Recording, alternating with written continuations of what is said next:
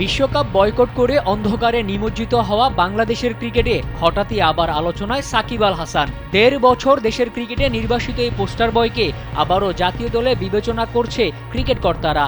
যাকে নিয়ে এত আলোচনা, সেই সাকিব এখন কোথায় আছেন? ক্রিকেটের সঙ্গে আছেন তো? উত্তরটা হ্যাঁ। সাবেক বিশ্বসেরা অলরাউন্ডার তো ক্রিকেটেরই ফেরিওয়ালা। ৩৮ বছর বয়সী সাকিব সর্বশেষ খেলেছেন সৌদি আরবের ওয়ার্ল্ড ক্রিকেট ফেস্টিভ্যালে। দেশের মানুষের দৃষ্টিশক্তিকে সুরক্ষিত রাখার প্রত্যয় নিয়ে এলো সেফ এলইডি লাইট, যার আয়োজক সৌদি আরব ক্রিকেট ফেডারেশন। টুর্নামেন্টে বাংলাদেশ নামের একটি দলের হয়ে মাঠ মাতিয়েছেন সাকিব।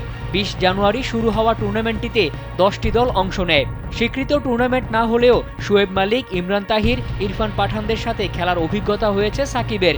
তবে গেল বছর বেশ কয়েকটি ফ্র্যাঞ্চাইজি লিগে খেলেছিলেন অভিজ্ঞ এই তারকা। বিসিবির ঘোষণার পরও বাংলাদেশের জার্সি আবারও গায়ে জড়াতে পারবেন কিনা সেই ধোঁয়াশা এখনও কাটেনি। তবে সাকিবের ফেরার খবরে ইতিমধ্যে ভক্তরা প্রহর গুনছেন কবে দেশে ফিরবেন বাংলাদেশ ক্রিকেটের সবচেয়ে বড় বিজ্ঞাপন।